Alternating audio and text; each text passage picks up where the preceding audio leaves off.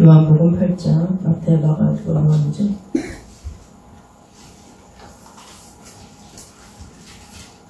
신약 157페이지입니다. 신약 157페이지. 신약 157페이지.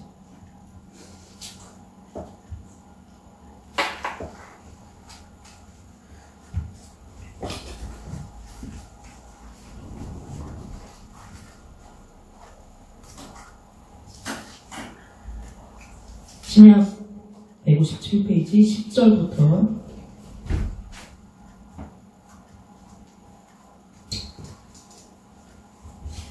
16절까지 합독하겠습니다. 신약 157페이지 요한복음 8장 10절부터 18절까지 보도록 하겠습니다.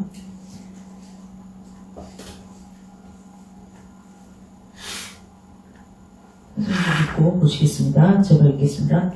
예수께서 일어나서 여자 외에 아무도 없는 것을 보시고 이르시되 여자여 너를 고발하던 그들이 어디 있느냐 너를 정죄한 자가 없느냐 대답하되 주여 없나이다.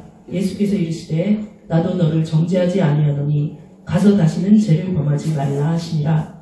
예수께서 또 말씀하여 이르시되 나는 세상의 빛이니 나를 따르는 자는 어둠에 다니지 아니하고 생명의 빛을 얻으리라. 바리새인들이 이르되 내가 너를 위하여 증언하니 내 증언은 참되지 아니하도다. 예수께서 대답하여 이르시되 내가 나를 위하여 증언하여도 내 증언이 참되니 나는 내가 어디서 오며 어디로 가는 것을 알거니와 너희는 내가 어디서 오며 어디로 가는 것을 알지 못하느니라. 너희는 육체를 따라 판단하나 나는 아무도 판단하지 아니하노라. 만일 내가 판단하여도 내 판단이 참되니 이는 내가 혼자 있는 것이 아니요 나를 보내신 이가 나와 함께 계시라. 아멘. 하나님 감사합니다. 주님 말씀 가운데 주님의 뜻을 알게 하여 주시고 또 주의 종이 입으로 나오는 말씀을 통하여서 피차 은혜 받는 시간 될 수 있도록 성령 하나님의 역사해 주시옵소서. 감사드리며 예수님 이름으로 기도드립니다. 아멘. 오늘 말씀은 우리가 잘 아는 그런 말씀입니다. 예수님께서 감람산으로 계속 이렇게 다 사역을 하시고 가시는 그런 장면이에요. 아침에 이제 성전으로 들어오셨다고 해요. 8장 2절에. 그러니까 이제 예수님이 소문이 났죠. 그러니까 백성들이 예수님께 나오는 겁니다. 유명하니까 유명세를 치우시는 거죠. 그래서 이제 딱 이제 앉았는데, 그리고 이제 가르치기 시작하는 거예요. 항상 예수님의 사역은 뭐였어요? 가르치고, 그 다음에 병 고치고, 전파. 가르치고 병 고치고 전파. 가르치고 병. 그래서 그런 거였거든요. 그런데 늘 예수님 옆에는 누가 따라다녔냐? 여기 이제 8장 3절에 보면 서기관들과 바리새인들이 따라다녔다는 것입니다. 이 서기관들과 바리새인들은 유대인들의 지도자급이라고 할 수 있는 사람들인 거죠. 잘 알고 있는, 아주 지식이 있는 지도자급의 사람들. 그런데 이들이 어떠한 일을 이제 이 아침부터 했냐면은 음행 중에 잡힌 여자를 끌고 와서 가운데 세우고, 그러니까 뭔가 이제 사절 보면요, 데리고 온 거예요. 예수 앞에 세워가지고 딱 여자를 세워놓은 거죠. 그러고서는 예수께서 이제 말하는 거죠. 예수님을 시험하기 위해서 데려온 거 사실은요, 예수님을 인정해서 데려온 게 아닙니다. 우리가 이렇게 공간복음하고 쫙 읽어보면은 이 서기관들과 바리새인들은 다 그런 건 아니지만 계속 예수님을 헐뜯고 자신의 기득권들이 빼앗길까봐 노심초사하면서 어떻게 하면 예수님을 정말 십자가에 넘겨줄까, 그 생각을 하는 거지, 서기관이 바리새인. 근데 우리가 관점을 딱 바꿔서 성경을 보면요, 이렇게 보여요. 서기관들과 바리새인이 오늘날 주님의 뜻 가운데 가려고 하는 나를 붙드는 어둠의 세력이라고 반대로 딱 생각하면서 성경을 한번 읽어보면 성경의 눈이 확 열린다는 거예요.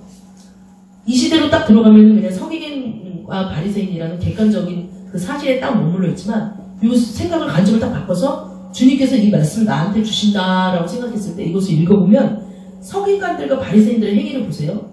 오늘날 나한테 하는 어둠의 세력에, 우리가 흔히 말하는 마귀가 막 뿔 달리고 저는 말했지만, 그죠? 그런 것이 마귀가 아닌 거죠. 내 마음에 갈등을 일으키게 하고 주님의 자녀로서의 그 확신을 떨어뜨리게 하는 것이 마귀의 일이에요. 그래서 주님께서는 마귀를 멸하러 왔다고 했는데 그 관점에서 서기관들과 바리새인들을 보자는 것입니다. 그런데 이들이 음행한 여인을 예수님 앞에 끌고 나왔어요. 그랬을 때 이들의 의도를 간파를 해야 되는 거예요. 이들의 의도가 과연 예수님을 어떤 제사장으로서 어떤 심판해달라고 예수님 인정해서 끌고 왔냐? 그것이 아닌 것이에요. 이들의 그 행위랑 속마음은 겉다르고 속달라요. 그래서 이 바리새인들을 보고 뭐라 했어요? 회칠한 무덤이다! 라고 이제 그 말을 하지 않습니까? 회칠한 무덤은 뭐예요? 겉에는 굉장히 깨끗하게 이렇게 분묘도 잘 돼 있는 그런 이렇게 무덤인데 속 안에는 썩었다! 이중적인 메시지를 던지는 자가 서기관과 바리새인이에요. 상담학에서도 보면은 조현병, 옛날에 정신분열이었죠. 조현병에 걸린 이러한 친구들이 어떠한 과정에서 조현병이 잘 걸리느냐, 미국에 있는 그 심리학자가 연구를 한 결과에 따르면요, 이중 메시지를 던지는 부모 밑에 있는 그 자녀들이 조현병이 잘 걸린다라는 거예요. 그래, 이중 메시지는 뭐냐? 예를 들어서 이중 메시지는 이런 거예요. 공부하지 마. 라고 말로는 해요. 그런데 행동은 어떻게 해요? 계속 공부 안 하면 한숨 퍽퍽 쉬고, 이거는 이제 청소년 상담을 한 결과에 이제 아이들한테 들은 얘기예요. 분명히 말로는 공부하지 마. 괜찮아. 스트레스 받지 마. 막 하는데, 한숨 푹푹 쉬고, 방문을 열었다 닫았다 하면서 뭐 하는지, 막 이렇게 감시를 하는 어머니를 봤을 때, 말로는 공부하지 마. 라고 하고선 계속 그렇게 하는 걸 봤을 때, 의심조사를 하는 거예요. 자, 이거를 이중 메시지라고 해요. 뭔가 행동하고 말이 다르다. 그런데 이 서기관과 바리새인들이 그 당시에 어떻게 심리학자들 이거를 하나님이 모든 지혜를 주신 거지만 알았는 이들의 행위를 보면은 바로 그 이중 메시지를 던지게 돼요. 행동으로는 예수님을 위하는 척 하면서 속으로는 예수님을 갖다 떠봐가지고 망신을 주려고 하는 그런 계획 가운데 있어요. 그래서 마귀는 도둑질하고 훔치려고 멸망시키려고 우리한테 오지만 주님께서는 어떻게 돼요? 우리를 풍성하게 하시기 위해서, 우리를 세우기 위해서 오셨다라는 것을 늘 염두에 둬야 하기 때문에 말씀을 읽어야 되는 거죠. 그래서 이제 이날도 서기관들과 바리새인들이 음행 중에 잡힌 여자를 가운데 세웠어요. 그러면서 이제 예수님을 시험하기 시작하는 거예요. 어떻게 시험해요?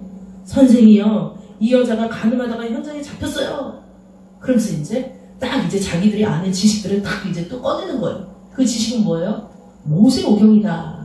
이 당시에는 유대인들이 모세오경을 갖다가 굉장히 많이 어떤 자신들의 경전처럼 이렇게 읽고 있었다. 우리나라도 뭐 옛날에 유교 경전들을 사서상경 뭐 많았죠. 그런 것들을 이렇게 바탕으로 해서 어떤 행위들을 했던 것처럼 이들은 모세오경이 자신들의 행위를 할 수 있는 바탕이 되었던 거예요. 근데 모세오경을 들먹으면서 말하는 거예요. 율법에 이러한 여자를 돌로 치라고 명하였거니와 선생님은 어떻게 말하겠습니까? 모세의 율법에 그렇게 돼 있죠. 보면은 가늠한 여자 돌로 치라 이렇게 돼 있죠. 모세의 율법에 우리 구역을 보면 그렇게 돼 있는 것이 맞습니다. 그러나 예수님께서 오신 이유는 뭐예요? 모세의 율법을 완성하러 오셨냐? 그것은 아니죠. 율법을 폐하러 오셨다 이 말씀도 있는 거예요. 그럼 무엇이냐? 예수님께서는 인간들이 그 죄가 많아서 그 지키기 힘든 율법에 대해서 예수님께서 그 죄에 대해서 죄 사함을 받게 하려고 이 땅에 오신 거죠. 그러니까 사실은 중요한 것은 율법이 아니라 죄 사함이 중요한 거예요. 물론 이 죄 사함이라는 것을 이단들이 사용을 해서 구원파라는 이단들이 사용해서 죄 사함과 뭐 이런 막 집회를 열지만 사실 이 죄 사함은 굉장히 중요한 것입니다. 그래서 여기 보면은 말하는 거예요. 어떻게 하겠습니까? 라는 거예요. 그런데 여기 나와 있죠. 6절에 성경 말씀이 풀어주고 있죠. 이들의 의도를 풀어주고 있어요. 이 요한이라는 이 요한은요, 요한복음을 쓴 요한 1, 2, 3서를 썼고요. 맨 마지막에 제자로 기록되고 있어요. 그래서 뭘 썼어요? 요한계시록을 썼어요. 그런데 이제 요한이 여기다가 공간복음, 사복음서를 보면은 다 그렇게 막 뭐라고 이렇게 해석을 붙인 건 많지 않아요. 근데 요한복음은요, 가끔가다 해석을 쫙 붙여요. 어떻게 붙였어요? 여기다가 이렇게 붙였어요. 이렇게 말하면, 이 사람들이 말하는 그 속뜻을 간파해서 요한이 썼죠. 어떻게 썼냐? 고발할 조건을 얻고자 하여 예수를 시험하는, 예수를 어떻게 하면 예수를 꼬투리를 잡아가지고 율법을 지키지 않는 꼬투리를 잡아서 유대 백성들한테 예수를 죄인으로 낙인 찍고 정말 망신을 주기 위한 고발할 조건을 찾기 하였다라고 누가 해석했어요? 요한이 저자가 해석한 것이에요. 그래서 그렇게 했을 때 예수님께서 어떻게 했나 하면서 요한이 그 옆에서 봤겠죠. 예수님께서 어떻게 하시냐면 몸을 굽혀 손가락으로 땅에 뭘 쓰셨다는 거예요. 그런데 참 희한한 것이 이 쓴 거는 신학자들의 많은 추측이 있지만 뭐라고 나오진 않아요. 이 쓴 것이 뭐라고 나왔으면은 참 우리가 더 이것을 해석하기 좋았을 텐데 뭐라고 나오지 않아요. 근데 뭐라고 썼어요. 근데 이제 그들이 여기서 썼을 때 예수님이 침묵하면서 썼을 때 그냥 그 아우라에 탁 도망갔으면 되는데 그냥 끝까지 놓지 않고 예수님 꼬투리 잡으려고 여기 그들이 묻기를 맞이 아니하는지라. 이 좀 옛날에 구어체죠. 우리 개역개정이 좀 어려워요. 아직도 세번역을 요즘에 또 많이 보기도 하더라고요. 그래서 이에 일어나 이르시되 너희 중에 뭐라 그러냐면 이제 어떻게 하냐라고 했을 때 예수님이 생각하고 일어나서 너희 중에 죄 없는 자가 먼저 돌로 치라 이렇게 한 거예요. 이거는 정말 온 인류 역사상에서 온 전 인류 역사, 이 창세기 이래로, 이 지구가 태어난 이래로 모든 엄청난 그 헬라의 그 많은 학자들이 있었고 진짜 많은 심리학자가 있었지만은 너희 중에 죄 없는 자가 먼저 돌로 치라. 이것은 굉장한 명언이에요. 믿지 않는 사람들도 이거 많이 인용하죠. 이 자기 죄를 갖다가 이렇게 합리화시키기 위해서 이 구절 많이 인용하는데 사실은 그렇게 인용되는 구절은 아니고 너희 중에 죄 없는 자가 먼저 돌로 치라 그랬어요. 그리고 나서 또 다시 몸을 굽혀 손가락으로 땅에 쓰시는 거예요. 참 뭘 썼을까? 어떤 신학자는 주석에 보면은 그냥 여기서 그들의 죄를 하나하나 다 썼다. 거기 바리새인하고 서기관들이 와서 여자를 데리고 왔다 그러잖아요. 그러니까 그들의 죄를 하나하나 다 썼다. 그럼 어떤 죄를 썼을 거냐? 뭐 이렇게 이제 추측을 하는 거죠. 그랬을 때 너희가 여자를 보고 마음으로 음욕을 품은 자도 실제로 어떻게 돼요? 가늠을 한 자다 이렇게 나와 있잖아요. 그러니까 그들이 마음으로는 엄청 회칠한 무덤이니까 속으로는 엄청 죄를 졌겠죠. 또 그들 가운데는 서기관들과 바리새인들 가운데는 이때 굉장히 타락을 할 때였어요. 그러면은 가늠하지 않았다고 누가 할 수 있을까요? 그러니까 예수님께서 땅바닥으로 그 얘기를 썼을 것이다 라고 말하는 사람도 있어요. 그리고 뭐 어떤 사람은 십계명을 썼을 것이다. 뭐 어떤 학자는 또 이렇게 주장도 하고 저렇게 주장을 하지만 우리가 뭐라고 생각할 수 없어요. 땅에 또 쓰시는 거예요. 그런데 구절에 보니까 요한이 말해줬어요. 뭐라고 그랬어요? 땅에 쓴 것이라고 얘기 안 하고 이 말씀을 듣고 어떤 말씀이요? 너희 중에 죄 없는 자가 먼저 돌로 치라 하는 얘기를 듣고 와! 그럼 뭐 어떻게 돼? 양심에 가치를 느꼈다. 생각해 봤더니 딱 제가 떠오르는 거 자기가 주님께서 하나님이신 성자 예수님께서 하나님이시잖아요. 그러니까 그들의 죄를 다 아는 거예요. 몇 명이 그들 서 있으면 다 아는 겁니다. 어떤 사람이 천국에 가서 하나님 앞에 섰대요. 다리가 후들후들 떨리면서 퍽 쓰러졌대요. 왜냐면 하나님의 그 거룩하고 어미하신 깨끗하신 그죠? 청결하신 거룩을 굉장히 중요시 여기는 예수님은 스랍천사들이 하나님 앞에서 거룩하다 이사야 보면은 막 나오잖아요. 그런 것처럼 엄청 거룩하신 그분 앞에 있을 때 죄된 우리는 어때요? 다리가 후들후들 떨리면서 퍽 쓰러지게 되는 거죠. 그러고서는 자신의 죄가 자신의 눈앞에 낱낱이 다 기억나면서 쫙 이렇게 어렸을 때부터 자 어떤 사람 뭐 개미 한 마리 밟아 죽인 것까지 막 쫙 눈앞에 그 영상 그 영화 지나가듯이 쫙 펼쳐지더라는 것입니다. 그랬을 때 이 성부 하나님 그래서 그 뭐라 그랬어요? 성경 뭐라고 나있어요? 너희가 하나님 앞에 가면은 너희가 그 죄를 하나님 앞에 직고하리라. 그냥 말 안 해도 굳이 뭐 옛날에 정말 옛날에 뭐죠? 그 어려운 그 정권 시절 때는 어땠어요? 물고문하고 고문해가지고 막 억지 죄를 막 만들어서 이 사람들이 막 없는 죄도 막 이렇게 하게 하고 토설하게 하고 고문해서 토설하게 하고 막 영화에도 보면 그런 게 있는데 굳이 고문 안 해도 그냥 깨끗하고 경건한 그분 앞에 가면 그냥 다리가 후들후들 떨면서 네의 죄를 너의 혀로 직고하리라 이렇게 나와있거든요. 혀가 그냥 자기도 모르게 그냥 왜요? 왜 그런 일이 일어나요? 무서워서 그런 것도 있겠지만 우리는 피조물이기 때문에 누가 만들었어요? 하나님이 만들었기 때문에 우리가 이제 부모님 앞에 가면은 너 이거 했어 안 했어? 그러면 막 애들이 눈물 뚝뚝 흘리면서 했어요. 어렸을 때 아주 순수한 때를 생각해보면 나 했어요. 먹었어요. 뭐 이러면서 눈물 뚝뚝 흘리는 그거를 이제 생각을 해보면 알 수 있듯이 근데 이것은 뭐 부모님보다 더 어미한 완전히 거룩하신 하나님 앞에서는 뚝뚝 흘리면서 진짜 뚝뚝도 아니죠. 진짜 완전히 죄를 막 하니까 여기 바로 그런 역사가 일어난 거예요. 갑자기 저는 그런 상상을 해봅니다. 그렇게 말씀했을 때 너희 중에 죄 없는 자가 먼저 돌로 치라 했을 때 갑자기 확 성령의 역사하심으로 이 사람들의 죄가 그냥 싹 눈앞에 쫙 너무 무서운 거예요. 벌벌벌 떠는 일이죠. 그러니까 양심의 가치가 느껴서 자 여기 보면은 되게 신기한 일이 있어요. 저는 이거를 영화로도 막달라 마리아라는 그 영화로도 이거 봤지만 여기 보면 9절 말씀에 어른으로부터 시작해서 젊은이까지 하나씩 나가고 그럼 여기 뭐예요? 정죄하러 온 것이 어른만 온 것이 아니에요. 어른부터 젊은이까지 또 거기 이제 여자들은 이제 잘 안 쓰잖아요. 여자들부터 시작해서 그래서 정죄하러 왔다는 거야. 그러니까 그들이 있잖아요. 하나씩 뭐 여긴 돌을 놓고 나갔다는 얘기는 없지만 하여튼 돌을 놓고 나갔겠죠. 자신들 돌을 치려다가. 그런데 이제 어떤 일이 벌어졌어요? 야, 놀라운 일이 벌어졌어요. 우리는 항상 이렇게 이 여인과 예수님이 독대하는 시간을 예수님은 갖는 경우가 몇 가지 있어요. 근데 우리는 예수님과 독대를 해야 돼요. 예배 시간에서도 다 같이 모여서 있지만 각자에게 말씀하시는 예수님의 소리를 들어야 돼요.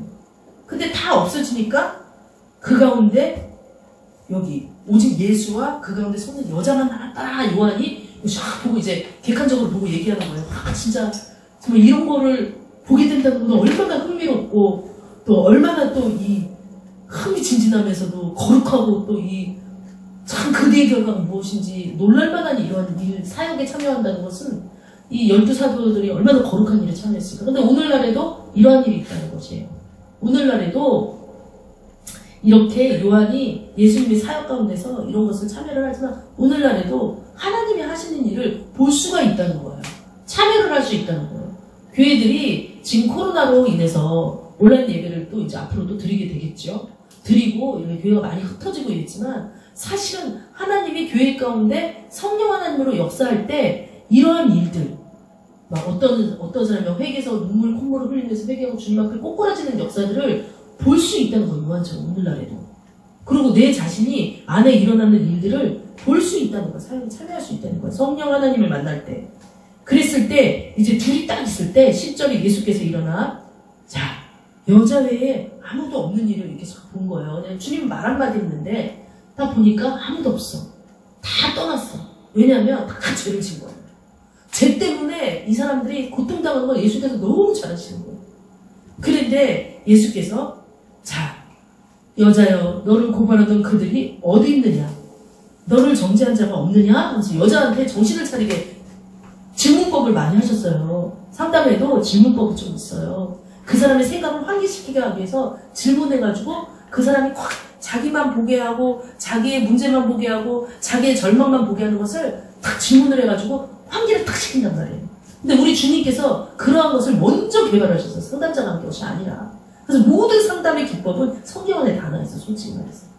그런데 예수님께서 말씀하시는 거예요. 질문하시는 거예요. 왜? 여자가 얼마나 놀랬겠어요. 가늠하는 현장에서 너무 수치감이 그냥 온몸에 수치감이 있었을까? 처음이었을까? 처음도 아니었을 거예요. 다 몰래 했겠지만 이번에 이제 바리새인들과 서기관들이 예수를 갖다가 창피하게 하려고 그 가늠하는 현장을 갖다가 꼬리를 잡으려고 보고 있다가 아주 그 현장에 덜미를 잡아가지고 데리고 왔으니 얼마나 부끄럽겠어요. 얼마나 수치감이 느껴지겠어요. 그런데 그렇게 하는데 예수 앞에 평소에 예수 얘기를 들었을지도 그 앞에다 데려다 놓고 온 만천하 있는 사람들 앞에서 돌로 쳐 죽이려고 했으니 생명의 위협을 느끼면서 오금이 졌겠죠. 그리고 또 하나 수치감이 느껴졌겠죠. 그런데 예수의 소리가 너희 중에 죄 없는 자가 뭘로 돌로 치라 이런 소리가 들렸을까? 안 들렸을 것 같아 제 생각에. 여자가 그냥 돌덩어리처럼 딱딱하게 굳어가지고 여기 딱 서 있었을 것 같아요. 그러니까 예수님께서 우리 사랑의 주님이시잖아요. 예수가 살아계시잖아요. 예수님은 하나님과 아까도 우리가 주는 평화 막힌다을 모두 허셨네 이건데 막힌다. 하나님과의 친밀한 관계, 불화된 관계를 예수가 십자가에 못 박힘으로 말미암아 불화를 깨트리고 친밀하게 하기 위해서 예수께서 오셨잖아요. 그러니까 예수님께서는 이 모든 병자를 고치는 거에 보면은 정죄보다는 뭘 했어요? 죄사함을 받게 했어요. 그런데 이제 여기서 얘기하는 거예요. 막 정죄감으로 이 여자는 몸둘 바를 모르는 거예요. 내가 막 그 다른 누구랑 막 이렇게 막 그 가늠하는 여자 고발당하고 막 죽게 됐네. 수치감이 벌벌 떠는 여자한테 질문하는 거예요. 여자요. 너를 고발하던 그들이 어디 있느냐? 너를 정죄한 자가 없느냐? 없다. 이제 얘기해주고 싶은 거예요. 정죄한 자 없다. 그런데 없느냐 하면서 물어보는 거야. 물어봐야지 여자가 왜? 없나? 그러면서 이렇게 볼 거 아니에요. 업무내를 어떻게 되는지 모르지만 하여튼 우리가 여기 한글 개혁개정이 충실하다고 봤을 때요. 딱 봐. 없죠. 살폈을 때 없죠. 없으니까 뭐라고 해요? 주여 없나이다. 주여. 자, 여러분 우리가 성경에 보면요, 막 예수님을 랍비요, 선지자요, 다윗의 자손이요, 막 이러는데 주여라고 여서 주여라고 했어요. 주여 뭐예요? 주여 없나이다. 예수께서 이르시되. 이랬을 때 이 여성 마음이 어떻겠어요? 없어. 자기를 치닫는다고 없어. 그 돌덩어리가 그냥. 수치감은 여전히 했겠지만 자기 죽지 않겠다는 여기 안심이 확 내려오죠. 주여 없나이다. 그리고 예수님께서 말씀하신 소리가 여자요. 이게 좀 되게 특이하지 않아요? 왜냐면 예수님도 똑같이 여자요 이렇게 말할 수 있잖아요. 여자요. 너 왜 죄지었어? 너 왜 가늠했어? 너 있잖아. 그렇게 하면 안 돼. 얼른 가. 이렇게 얘기할 수 있잖아요. 근데 예수는 그렇게 말하지 않았어. 첫 말을 뗐을 때 너 정죄한 사람 어디 갔어? 마치 어린아이가 길을 잃었을 때 엄마 불렀을 때 그래 엄마가 막 척죽에서 오면서 이리 와라 나 엄마 여기 있다 이러듯이 너 저기 너 혼내킨 사람 어딨어? 너를 뭐라고 한 사람 어딨어? 이렇게 물어보는 거예요. 근데 여자가 없나이다. 창피했겠죠 이때도. 예수께서 이랬을 때 참 이 말이 정말 중요한 오늘 말씀의 포인트가 되겠어요. 나도 너를 정죄하지 아니한다. 나도 너를 정죄하지 아니한다. 이것은 굉장한 정말 이 마귀가 나 죽어 뜨거워 나 미치겠어 저 소리 듣기 싫어 할 만한 소리다니까 이 소리가. 왜냐하면 이 얘기 때문에 예수님께서 계속 곤욕을 당해요. 저가 누군데 제사하는 권세를 갖냐 막 이러면서 이 서기관과 바리새인들이 계속 예수님을 저가 감히 하나님을 모독하는도다. 지가 누군데 사람의 죄를 사하냐 막 그러면서 그런 얘기 나오잖아요. 공부하는 거거든요. 그런데 주님께서는 뭐하러 왔냐? 사람들의 죄를 사하러 하셨다. 회개하라 천국이 가까웠느라. 회개한 다음에 너는 회개 안 하면 너는 지옥불에 빠져 이렇게 먼저 얘기한 게 아니에요. 회개하라. 그러고 나면은 넥스트 천국이 너네한테 올 것이야. 구원이 올 것이야 라고 얘기하는 거지 회개하지 않으면 죽을 것이야 막 이렇게 먼저 얘기를 안 한다 예수님도. 그런데 예수님 하신 일들을 딱 면면히 보면 나도 너를 정죄하지 않나. 이거 진짜 놀라운 얘기예요. 이거 진짜 모세오경에는 분명히 가늠한 여자를 돌로 쳐서 죽이라고 그랬거든요. 근데 그것을 완전히 뒤엎는 말씀인 거예요. 그러니까 구약만을 맹신하던 구약의 모세오경 율법만을 맹신하던 이 서기관 바리새인들이 어떻게 되겠어요? 와, 막 부르르 떨겠지. 아니 우리가 지키던 기존 그것을 갖다가 저가 무엇이 한데 저가 저것을 깨뜨려 무엇이 한데. 그런데 사실은 주님은 율법을 폐하러 오셨기 때문에 율법을 세우러도 오셨다고 했어요. 그것을 근데 율법을 어떻게 세우느냐 막 억지로 가늠 안 하려고 막 내가 노력하고 막 진짜 이 여성처럼 막 가늠하고 싶고 막 죄 짓고 싶고 막 노력해가지고 막 나를 갖다가 막 난 가늠 안 했어. 속으로는 막 바리새인 서기관처럼 막 가늠하고 막 도둑질하고 막 탐욕하고 막 미워하고 막 했으면서 안 했어 하면서 막 깨끗한 옷 입고 있는 것이 율법을 세우는 거냐? 아닌 거죠. 율법을 세우는 것은 너희 힘으로는 할 수 없다라는 것을 하나님께서 아셨어요. 그래서 그 아들 예수 그리스도를 보냄으로 말미암아 율법을 또 완성시키러 오셨어요. 그건 뭐냐? 예수 그리스도의 힘입어서 죄사함을 받고 나면요. 그 다음부터는 우리는 어떤 상태로 되느냐? 이 여성은 이제 어떤 상태로 된 거예요? 흰 백지처럼 깨끗해진 거예요. 그 전에 수천 명, 수만 명의 가늠을 했다고 할지라도 극단적인 예를 들었을 때 이 여성은 예수님께서 하나님이 나도 너를 정죄하지 않아. 가서 다신 죄를 범하지 않아. 이렇게 얘기하는 순간 이 여성은 죄사함이 딱 된 거예요. 그러면서 이 여성은 백지 상태로 딱 돌아갔다니까요. 시커맸던 그 종이 같은 그 마음이 하얗게 백지 상태로 딱 돌아가는 영의 상태로 돼요. 그럼 우리는 이건 뭐라고 해요? 율법이 완성됐다라고 얘기하는 거기 때문에.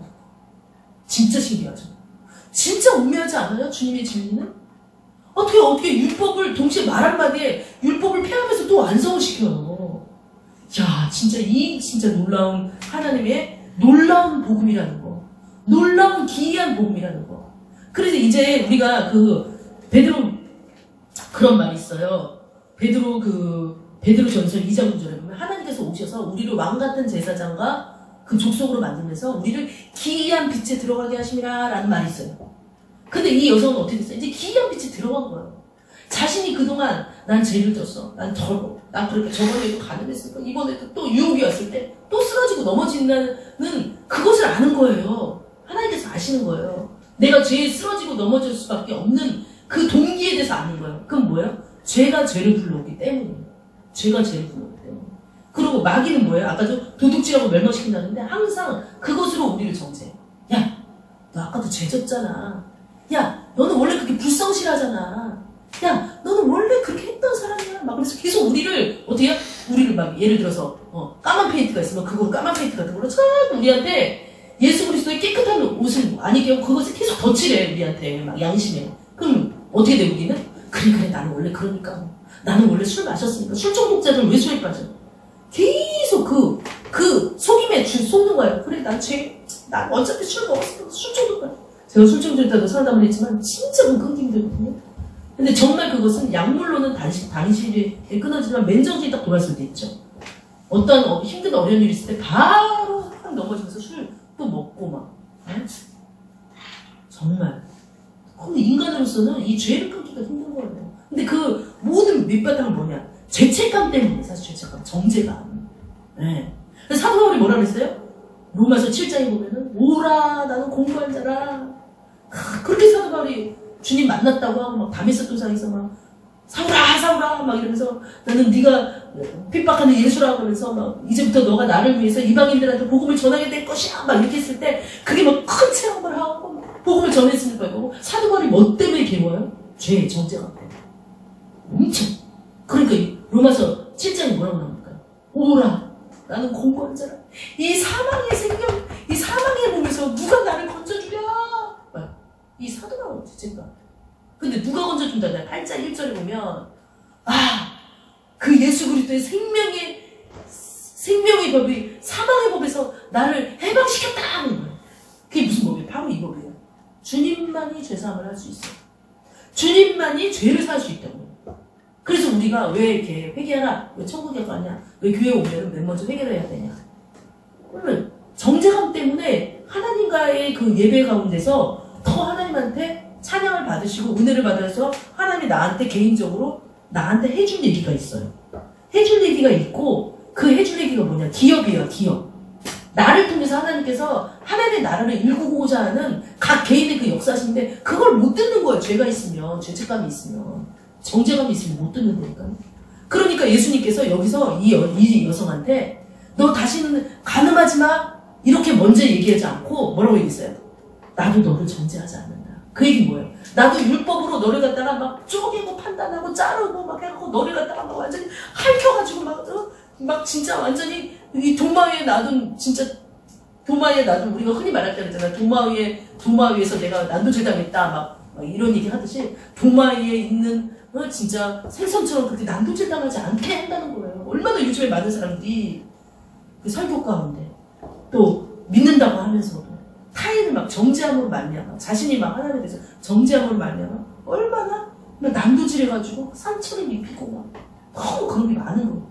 그럼 자세히 살펴보면 그 사람은 왜 그럴까를 물론 저도 그런 적이 있겠죠. 근데 자세히 살펴보면 그 입술의 혀를 살펴보면 뭐냐면 본인의 상처 때문에 그래. 그 상처를 뚫고 들어가면 뭐가 있어요? 죄책감 때문에 그래요. 그래서 그런 마음이 들 때 남을 판단하고 싶고 정죄하고 싶은 마음이 들 때 있잖아. 그리고 이제 그런 마음이 드는 거 하나, 또 하나는 다른 사람에 의해서 막 내가 막 판단받고 정죄받는 이런 두 가지 고통이 있거든요, 사람한테. 그럴 때는 하나님 앞에 나가요. 그래서 너를 정죄한 자가 없다. 예를 들어서 막 오늘날에 비근한 예로, 그죠?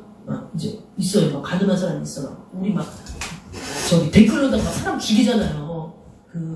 막 정죄하는 거야, 하나님 입장에 서서. 근데 주님께서 뭐예요? 나도 너를 정죄하지 않아. 먼저 이거였어요. 나도 너를 정죄하지 않아. 그러니까 다시는 가서 죄를 짓지 마. 이것은 주님이 왜 이 여성한테 이렇게 말했냐면 이 여성 스스로 이 죄를 이길 힘이 없다는 것을 너무나도 잘 알았어요. 이 여성의 이 연약함을 알았어. 죄 가운데 구덩이에 빠졌지만 이 여성은 자유를 향한 갈망이 있었다는 것을 주님께서 알고 있었어. 그 한마디에 여성은 자 여긴 나오지 않지만 내가 막달라 말이라는 그 영화를 봤을 때는 여성은 울면서 막 이렇게 가는 거죠. 그래서 나중에 이 여성이 이렇게 이렇게 주님의 이제 같이 이렇게 동역자로서 같이 될 수 있는 기회가 성경에는 대놓고 나오진 않지만 이렇게 찾아보면 있는 거죠. 그러면서 주님께서 말씀하셨어요. 그렇게 말하고서는 다시는 가서 죄를 범하지 말라. 아마 이 여성은 예수 그리스도의 말씀에 힘입어 죄를 범하지 않았다. 그리고 12절에 예수께서 말씀하시는 이르되 야 나는 세상의 빛이야. 그러니까 사람들이 생각하는 서기관과 바리새인들이 자기가 빛인데 자기가 하나님인데 아닌가? 잘 보세요. 우리 이제 오늘 아침부터 이렇게 딱 올 때까지 한번 생각을 해봐. 내가 일어나야 될지 말아야 될지 11시 예배를 와야 될지 말아야 될지 할 때부터 딱 생각을 해봐. 그때부터 영적 싸움이 일어나는 거예요. 아니 전날부터 내가 내일 11시인데 사람도 없고 네 이제 그러니까 나는 좀 더 할까? 이럴 때부터 그게 자기 생각이 아닌 거야. 왜? 나는 하나님의 사랑을 체험한 자이니 체험한 자이기 때문에 나는 하나님의 사랑을 듬뿍 받고 싶어. 근데 원수마귀 바리새인 같은 이들은 어떻게 해요? 자꾸 하나님의 뜻을 왜곡되게 만들고 아니야 괜찮아 니네 교회는 원래 그렇게 뭐 저기 하니까 막 이러면서 그것은 어둠에 얘기를 하는 거예요. 자 근데 바리새인이 지금 어떻게 그 짓을 하고 있죠? 내가 너를 위하여 증언하니 내 증언은 참되지 않아. 바리새인들 예수가 나는 세상의 빛이다라고 얘기하니까 거기다 대고 사단짓 하는 거예요. 아니야. 너는 네 증언은 틀렸어. 내가 너 증언할게. 내가 너 보장한다. 너는 빛이 아니야. 막 이러면서 확답을 막 해버리는 거예요. 여기다가. 그러니까 예수께서 뭐래요? 내가 나를 위하여 증언하여도 내 증언이 참되니 나는 내가 14절이요. 어디서 오며 어디로 가는 것을 알거니와 너희는 내가 어디서 오며 어디로 가는 것을 알지 못하느니라. 그 14절에 뭐라 했어? 하나님 자신을 증언한다고요. 삼일체 되신 하나님께서 하나님 자신을 증언하면서 얘기를 하시는 거예요. 그래서 막 뜬구를 얘기를 하는 거지. 니들은 날 잘 몰라. 내가 어디로 와서 어디로부터 가는지 몰라. 막 이런 얘기를 하는 거예요. 그러니까 어떻게 보면은 바리새인과 예수님과의 그 대답은 동문서답이야. 예수님께서는 하나님 얘기를 하고 바리새인들이 계속 예수님 끌어내리는 얘기를 하기 때문에 말이 안 통하는 거예요. 이것은 진짜 제가 이제 전도를 딱 해보면 아직 그 영적인 눈이 안 열린 사람들은요 자꾸 딴 얘기해. 자꾸 나는 하나님 얘기하는데 자꾸 딴 얘기. 그래서 뭐라 그러냐? 8장 15절에 이제 마치겠습니다. 너희는 뭐를 따라 판단해? 육체를 따라 판단한다. 이 육체를 다른 말로 바꿔서 얘기하면 율법을 따라 판단한다. 율법은 뭐예요? 이미 율법은 썩어져서 폐해질 거예요. 왜? 율법에 예수 그리스도가 없기 때문에. 그리고 이들은 율법을 지킨다고 하면서도 율법을 지키면서도 율법의 참 목적대로 하나님 뜻에 따라 지킨 게 아니에요. 자신의 기득권을 유지하고 원래 지키던 거니까 그 풍속대로 했던 것이지 이 율법 자체가 정말로 낡은 것이 돼버린 거예요. 어떻게 보면. 그래서 내가 율법을 또 폐하러 왔다. 이 말이 여기서 정리되는 거죠. 그래서 너희는 육체를 따라 판단하나 나는 아무도 판단하지 아니한다. 나는 아무도 판단하지 않는다. 육체를 따라 판단하는 건 뭐예요? 하나님께서는 외모를 보신 사람들은 외모를 본다. 겉모습을 본다. 우리 MBTI 요즘에 많이 하죠. 뭐 ENTJ, ISTJ, ENFP 많이 하죠. 많이 뭐 텔레비에서 많이 봐서 저는 잘 안 봅니다. 왜냐면 오염되기 때문에 잘 안 보는데 거기서 보면은요 이 겉모습을 따라 판단하는 그 성격 그 있습니다. 하여튼 그런데 너희는 육체를 따라 판단한다. 이것은 뭐예요? 겉모습을 보고 판단한다. 겉모습을 보고 겉에 옷을 잘 입고 싹 웃고 있으면 이 정치인이 정말 굉장히 속도 선할 거라고 생각하지만 굉장히 정치인 얘기 들어서 죄송하긴 하지만 이제 비관한 예를 들면 그런 거죠. 하지만 나중에 보니까 성추행했더라고 이런 거 있죠. 진짜 우리는 이 겉모습으로는 몰라요 아무도. 그래서 우리는 예수님의 눈으로 사람들을 판단을 해야 돼. 겉모습으로 판단을 이 입술에 잘못된 것을 용서해 주시옵소서. 너희는 육체를 판단하는데 나는 이 뒤에 그 말이 나올 줄 알았어요. 저는 너희는 육체를 따라 판단하지만 나는 영에 의해서 판단하노라 이 말이 나올 줄 알았는데 아니 그 말이 아니에요. 그래 너희는 육체를 따라 판단하나 나는 아무도 판단하지 않아. 왜요? 예수님? 판단하셔야죠. 아무도 판단하지 않아. 주님은 정말 사랑이시라는 거예요. 근데 아무도 판단 안 한다고 그래요. 주님이 아무도 판단 안 하겠어요. 그냥 가면은요. 그냥 엑스레이 가면은요. 엑스레이 우리 찍을 때 뼈 모양이 착 나오는 것처럼 주님 앞에 가면은요. 그냥 엑스레이처럼 우리 죄가 다 그냥 다 보이는 거예요. 근데 일부러 그것을 판단하지 않는다는 거예요. 왜요? 그냥 사랑이니까 다 보여 그 사람 죄가. 그런데 일부러 그것을 막 정지해가지고 끄집어내서 네가 뭐 어제 뭐 했지? 뭐 이렇게 했지? 이렇게 했지? 이렇게 했지? 그렇게 하면 안 되지? 막 그렇게 안 하신다는 거예요.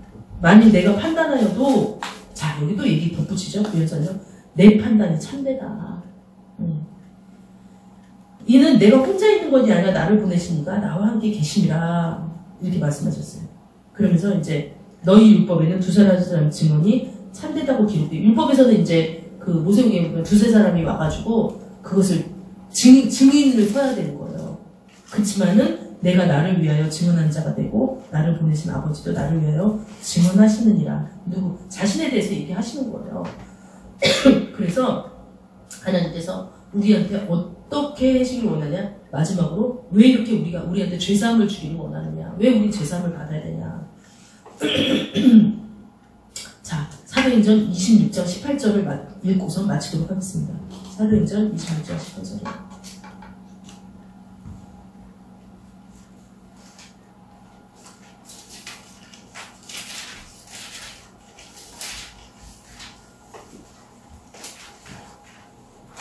사도행전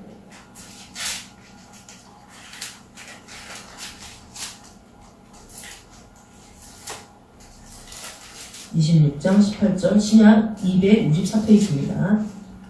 제가 읽어드릴게요.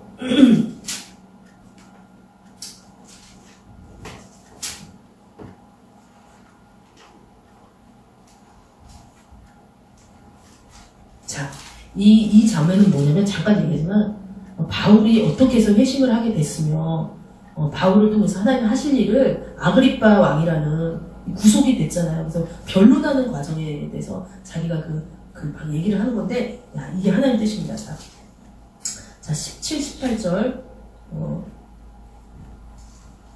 자 17, 18절 한번 우리 읽어볼까요? 시작. 이스라엘과 이방인들에게서 내가 너를 구원하여 그들에게 보내어 그 눈을 뜨게 하사 어둠에서 빛으로 사탄의 권세에서 하나님께로 돌아오게 하고 죄사함과 나를 믿어 거룩하게 된 우리 가운데 기업을 얻게 하라.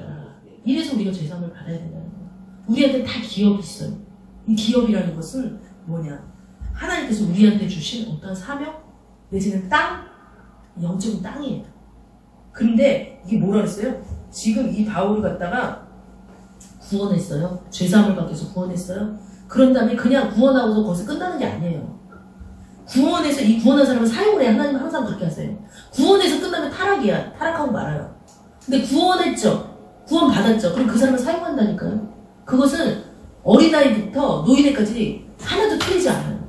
그런데 어떻게 하냐? 그 눈을 뜨게 하여 어둠에서 빛으로 사탄의 권세에서 하나님께로 돌아오게 하고 죄사함을 받게 하고 그 다음에 죄사함 이후에 뭐가 와요?